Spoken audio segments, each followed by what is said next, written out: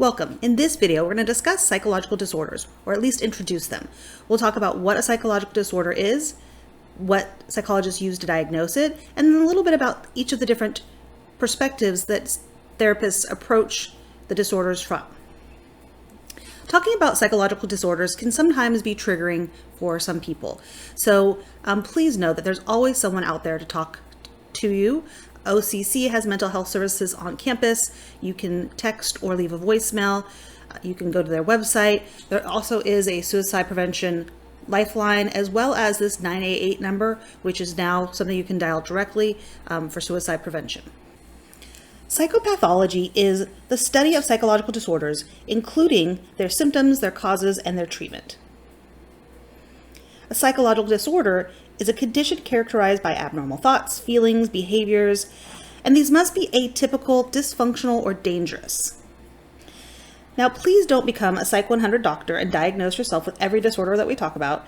While some of you may already have actual diagnosed conditions, and some of you could actually have undiagnosed conditions, it's important to understand that the disorders we talk about are on a spectrum.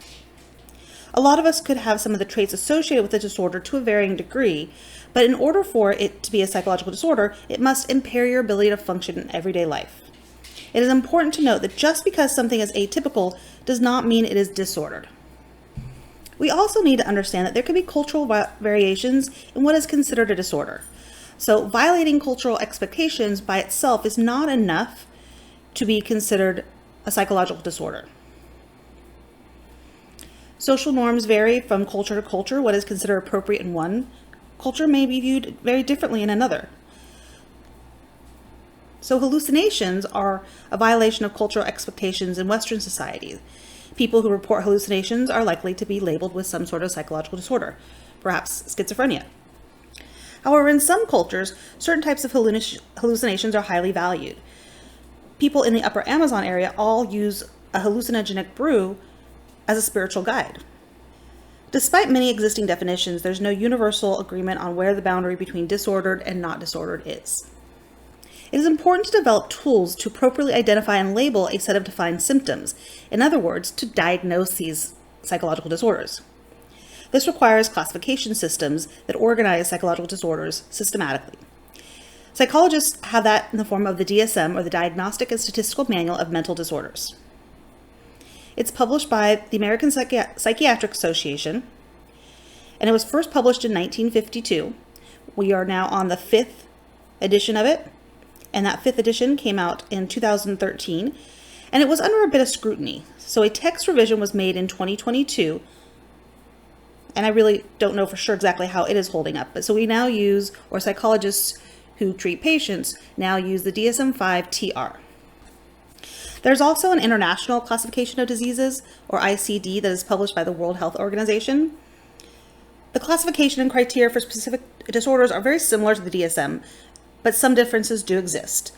It's used to examine more the general health of the populations and monitor the prevalence of diseases and health problems internationally. Worldwide, the ICD is more frequently used for clinical diagnosis, where the DSM is more valued for research. The DSM classification system is used among U.S. mental health providers. So the DSM is going to categorize and describe each disorder, providing psychologists a tool for diagnosing the psychological disorders. It provides diagnostic features of the disorder, providing an overview for the disorder. It provides specific criteria or symptoms that are required for the diagnosis. It lists the prevalence of the population that is thought to have the disorder and mentions the risk factors for the disorder. It also provides information about comorbidity, which is when a disorder is co-occurring with another disorder. So the disorder that's being diagnosed is also occurring alongside another disorder. For example, obsessive compulsive disorder and major depressive disorder frequently co-occur in the same person. So somebody might have just major depressive disorder, somebody might have just obsessive compulsive disorder, but 41% of the time, these are co-occurring in the same individual.